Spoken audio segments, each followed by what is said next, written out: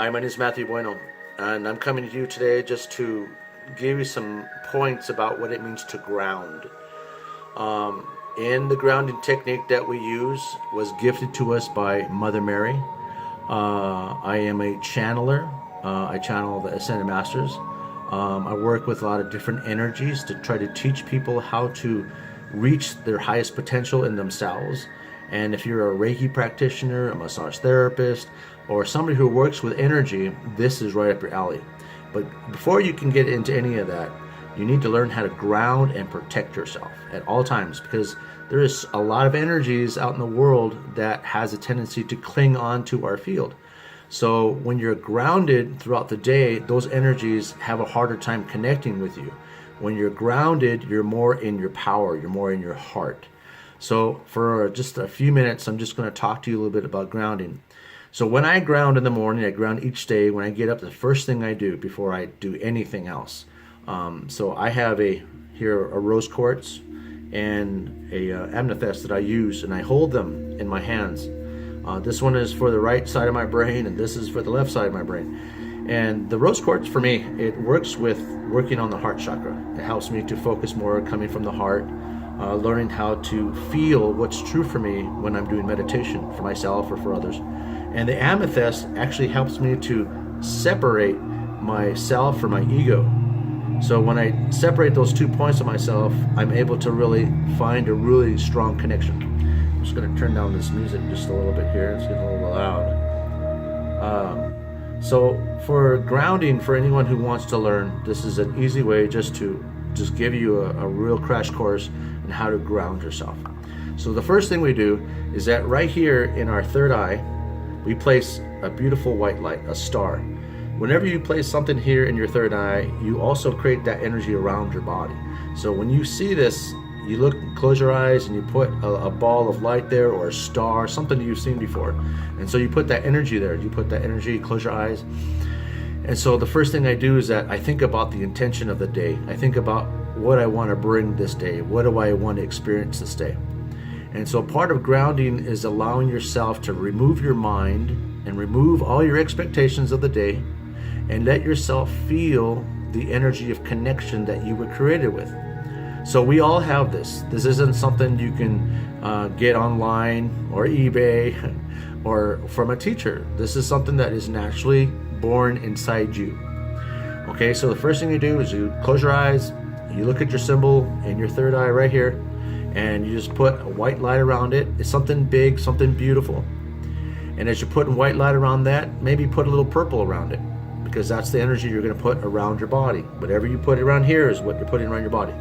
So then you say, white light from the universe, I ask you to come forth into my crown chakra, down into my brain, and down my spine. Then you just bring that energy in, feel it. It will start to come right into your field, into your brain, igniting your brain, stimulating your brain, and all the synapses and connection tissue inside your brain, and just see it as a warm river of light coming down through the back of your head, down your spine, and into the first chakra.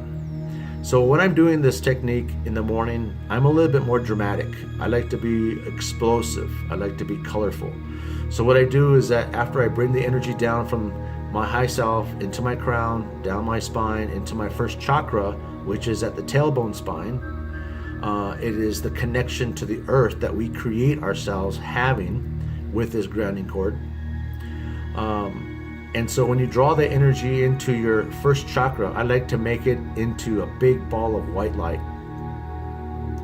And then as I'm making that big ball of white light, sometimes either for my dreams the night before, or something happened during the week, or some kind of conflict that I have coming into my life, I put that feeling into that first chakra. I put that feeling into that light. And as I put in that feeling into that light, from that light, I'm creating a gigantic key, starting to manifest, starting to transform that big white light into a gigantic white light key hanging out my lower back.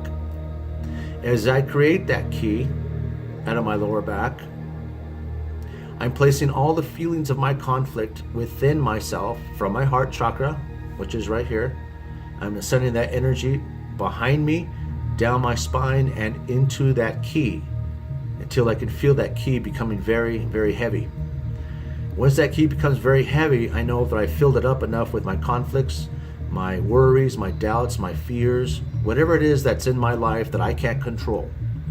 And once I feel like I've put enough in there, I drop that ki and its heaviness out of my spine, seeing it take down my grounding cord down through the earth, in past rock and sand and sediment and steel with ease. And I'm going to tell myself that this ki is so powerful that it's going to seek out a hole that was already created in the center of the planet that was made just for my ki. And I'm going to drop that ki straight into that hole in the center of the planet. And I'm going to feel my ki go into the hole, and then I'm going to coax it to turn a quarter turn to the right and feel it click in there.